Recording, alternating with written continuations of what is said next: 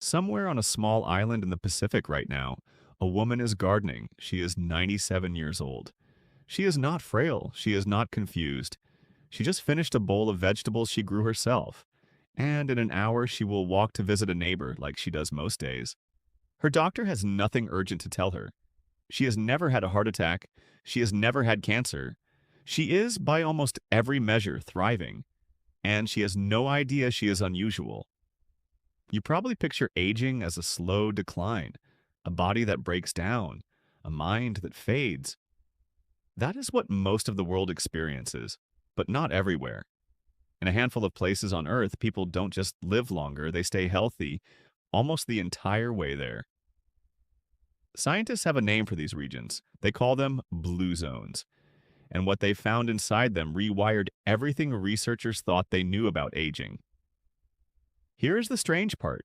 It's not the vitamins, it's not the superfoods, it's not some rare gene passed down like a lottery ticket. The real answer is far stranger and far more ordinary than that. Let's go back to the beginning. In the early 2000s, a researcher named Gianni Pes was mapping death records across Sardinia, an island off the coast of Italy. He started circling villages with unusually high numbers of male centenarians, literal blue circles on a map. That's where the name came from, not poetry, just ink. Around the same time, a National Geographic explorer named Dan Bettner picked up the thread. He teamed up with demographers and doctors to find more places like it. They found 5. Sardinia, Italy. Okinawa, Japan. Nicoya, Costa Rica. Ikaria, Greece. And Loma Linda, California, home to a community of Seventh-day Adventists. 5 places, scattered across 4 continents with almost nothing in common on the surface. Different languages, different diets, different religions, different climates. And yet, people in these 5 zones were reaching 100 at rates up to 10 times higher than the rest of the developed world. Not just reaching it, arriving there without the diseases that usually get there first. Less heart disease, less diabetes, far lower rates of dementia. Their final years looked nothing like decline. They looked like life, just slower. So what were they actually doing? This is where it gets uncomfortable for anyone hoping for a supplement or a shortcut. Because when researchers dug in, the answer wasn't a secret ingredient. It was a way of living that modern life has almost entirely erased. Take movement, not exercise. Movement.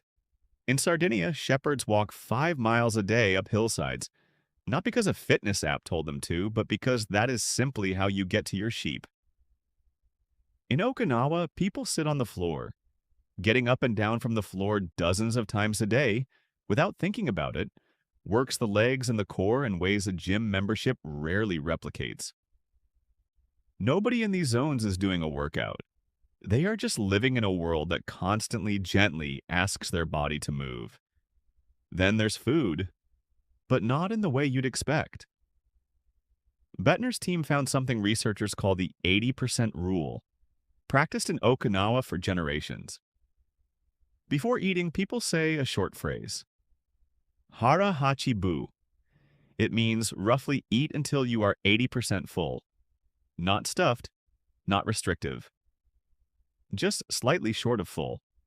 That single habit, repeated across tens of thousands of meals over a lifetime, adds up to a form of mild, consistent calorie restriction, something researcher Luigi Fontana has spent years studying in labs, and something linked in animal studies to slower cellular aging. The diets themselves varied wildly by region, but shared a quiet pattern. Mostly plants. Beans, in particular, showed up in nearly every Blue Zone diet, whether it was fava beans in Sardinia or black beans in Nicoya. Meat was rare, almost ceremonial, saved for a handful of occasions a month rather than eaten daily. But here's the twist almost nobody expects. Diet and movement explain maybe half of the picture. The other half is something researchers almost overlooked entirely because it doesn't show up on a nutrition label.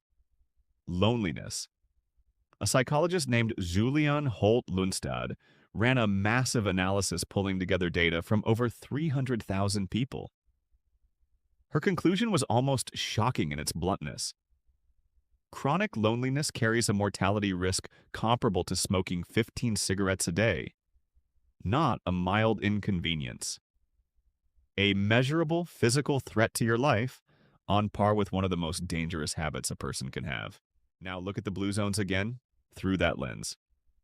In Okinawa, there's a tradition called a moai, a small group of friends formed in childhood who commit to supporting each other for life, financially, emotionally, socially. Some moais have stayed intact for over 90 years. In Sardinia, extended families often live within walking distance, sometimes under the same roof. Elders folded into daily life rather than separated from it. In Loma, the Adventist community gathers weekly, faith and friendship, reinforcing each other on a fixed, unbroken rhythm. None of these people are optimizing their social life. They're not networking. They simply never developed a version of life where isolation was possible in the first place. Connection wasn't a choice they made. It was the water they swam in. Compare that to how most of modern life is built. You commute alone, you eat lunch at a desk, you scroll through hundreds of friends you'll never speak to. Convenience has quietly replaced almost every moment that used to force people into each other's orbit. And the data suggests your body is keeping score. There's one more piece, and it might be the most overlooked of all. Purpose. The Okinawans have a word for it. Ikigai? Roughly the reason you wake up in the morning. In Nicoya, Costa Rica, the same idea exists under a different name. Plan de vida? A life plan? A reason to keep going. Researchers studying these communities notice something counterintuitive. People in blue zones rarely retire in the way the West understands retirement. An elderly farmer in Sardinia doesn't stop farming at 65. A grandmother in Okinawa doesn't stop being needed by her family. There is no cliff edge where usefulness ends and idleness begins. Purpose simply continues, quietly baked into daily life, all the way to the end of it. So when you put it all together, what emerges isn't a diet plan. It isn't a supplement stack. It's an entire architecture of daily life, one where movement, food, connection, and purpose were never separate categories to manage. They were just what living looked like. Which raises an uncomfortable question. Modern life has optimized away almost every one of these things. We have cars, so we don't walk. We have delivery apps, so we don't cook with others. We have social media, so we don't need to leave the house to feel like we've connected. Every convenience solved a small daily friction, and in solving it, quietly removed something the body actually needed. Some researchers now worry the blue zones themselves are fading as younger generations in these same regions adopt Western habits. Fast food, cars, screens. Buettner has said as much himself. The zones may not be permanent, they may be a snapshot of a way of life already disappearing, even in the places that gave the phenomenon its name. So think again about that woman on the island, gardening at 97. She never tried to live to 100. She never took a pill for it, never tracked a step count, never optimized a single meal. She just lived inside a world that kept asking her to move, to eat until satisfied instead of full, to sit with people who mattered, and to matter to them in return. Maybe the real secret to a long life was never a secret at all. Maybe it was simply a life we forgot how to build.